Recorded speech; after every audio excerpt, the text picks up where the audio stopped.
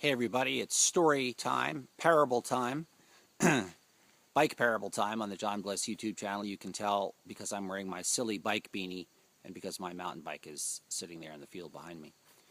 Had a little bit of a revelation last night. I was on a wonderful mountain bike ride with my friends in Chester, and we were riding this set of dirt roads that snakes up into the hills off of Lover's Lane in Chester. Was not single track at all. They were old trails that had been built to go to old settlements in the woods and as logging trails and so on. And we were all just having a wonderful time skating and surfing through the woods. And it reminded me that back in the day when a lot of us started mountain bike riding, we didn't expect to show up to a mountain bike ride and ride perfectly buffed trails. We rode our bikes where there was riding to be done. And then everything in cycling, in the cycling industry, in the ride and recreation culture and industry got more refined.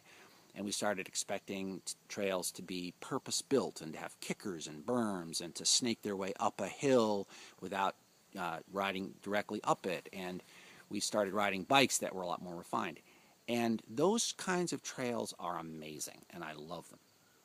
But what I was reminded of last night was that single track is literally, it's a terrible cliche, but it's literally true. Single track is where you find it. You find ways to turn the trail that is into the kind of riding experience that just gives you great pleasure and great joy.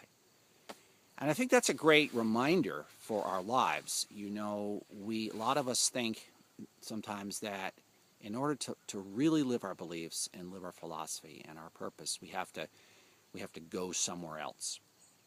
We have to do something radical, or that the situation that we're in right now is not the place where we can practice who we are. But that's just sort of like saying, well, I can't ride my bike here because there's something wrong with this. I have to take it over there several hours away, and I have to transport it, and then that will be a great situation, and that'll be a great experience to ride in.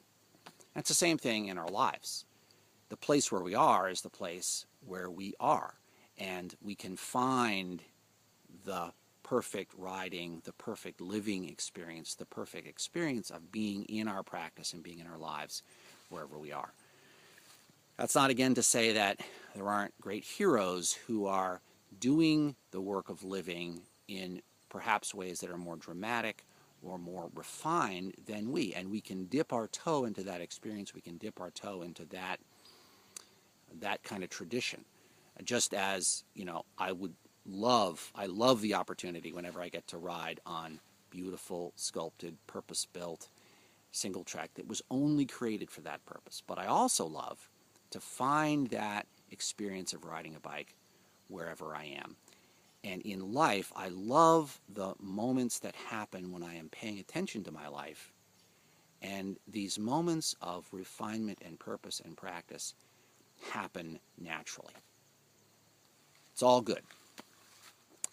So I hope you're doing well where you are and getting to ride your bike a lot this summer. It's been a wonderful summer for riding. It's been very dry, which hasn't been great for farming, but it's been good for riding. A little bit of a challenge. I'm trying to expand the channel. I'm thinking that there are people in the world who may want to hear some of the things I'm talking about. They may want to participate in this conversation. And so my challenge to you, my friends, is to send this video out to a couple of people. Think about some people that you think might be interested in it. Bike people, or people who, are living in that intersection between what we do, quote-unquote, recreationally and what we do philosophically, in that little space where a lot of the really juicy stuff in life happens. And so send this video out to folks like that you think may appreciate it. And